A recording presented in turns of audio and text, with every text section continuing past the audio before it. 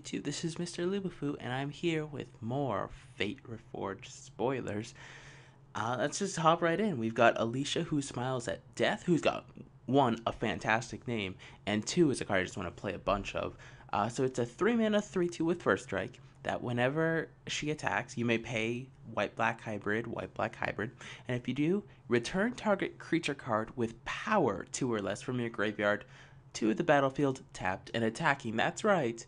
She can get back Goblin Rabble Master or other warriors. I honestly, I'm a huge fan of this card. I would just want to play with it a bunch. I'm not sure how good it is in constructed. I mean, being a 3/2 first strike is actually pretty good. Gets blanked by Siege Rhino, which is something you have to keep in mind.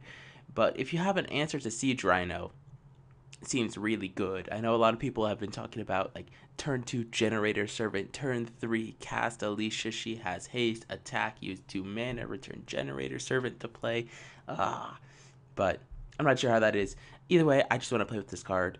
It seems like a lot of fun. I'm really excited for this one. Next we have Mastery of the Unseen, which I would like to say complete limited bomb. This card seems really insane. So whenever a permanent you control is turned face up, you gain 1 life for each creature you control, which means if you have creatures, you can start gaining 3-4 life every time you flip a permanent face up, and then 4 mana manifest the top card of your library. So this enchantment seems really good. You just end of turn, manifest a card. During my turn, I can flip it over, gain some life, attack your fate. I'm so excited for this card. Like, this card seems really busted in limited. Constructed not so much, but limited, oh yeah.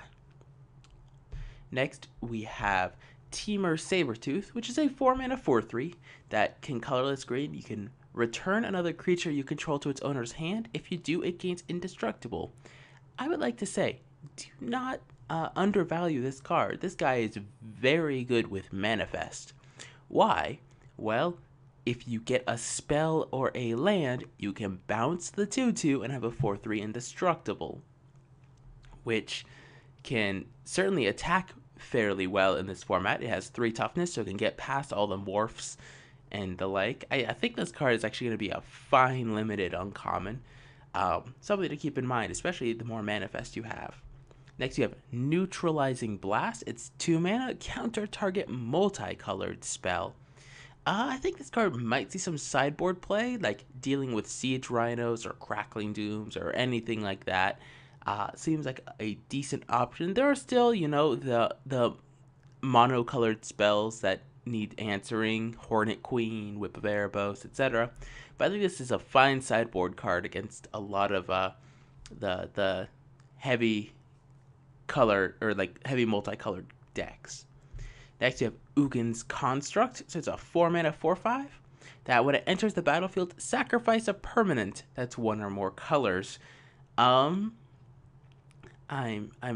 not sure, but I mean, I guess it's okay.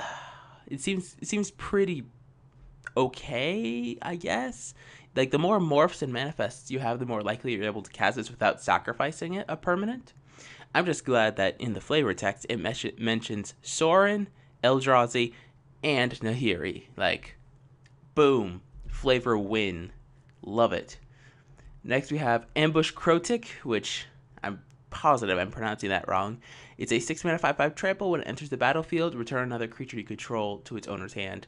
This one is less good, I would think, because you don't get the required bounce. I mean, it seems fine if you're playing a bunch of manifests and stuff, but a 5/5 trample for 6 is nothing too impressive. Next, you have Jeskai Barricade. It's a 2-mana 0/4 with Flash and Defender that when it enters the battlefield, you may return another target creature you control to its owner's hand. Seems like an okay combat trick. Like, that's how I have to look at it as a combat trick, because the fact that it's an 0/4 means it's not going to do much in the rest of the game. Yeah, it can block, and that's cool. I think this sort of tricky effect, like we've seen it in Dragon's Maze, for example, with the white-blue 2/2 that did the same thing. It seems, like you can save a creature from a removal spell, which that might be good enough for limited. Next, you have Scroll of the Masters. It's a rare artifact, 2 casting cost. Whenever you cast a non-creature spell, put a lore counter on Scroll of the Masters.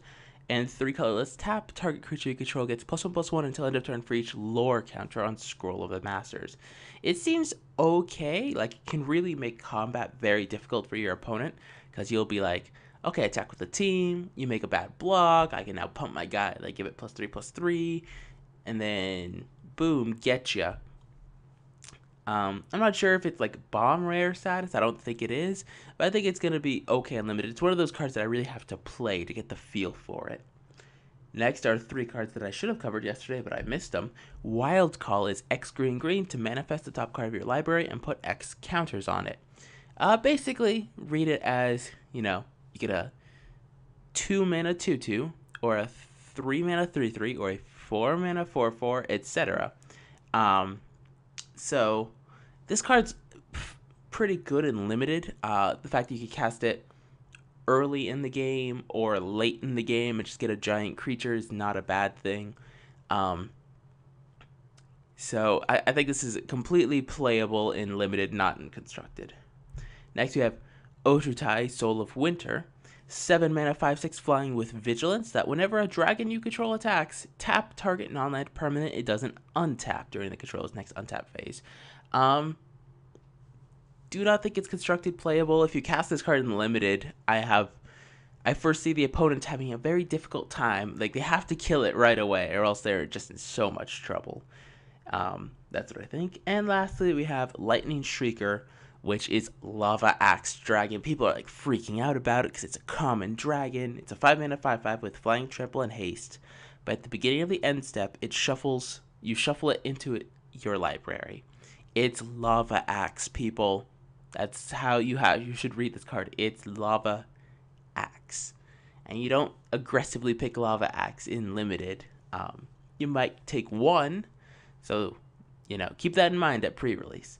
Anyway, that's it for today. I want to say thank you guys all for watching. Rate, comment, subscribe, and I will see you guys next time.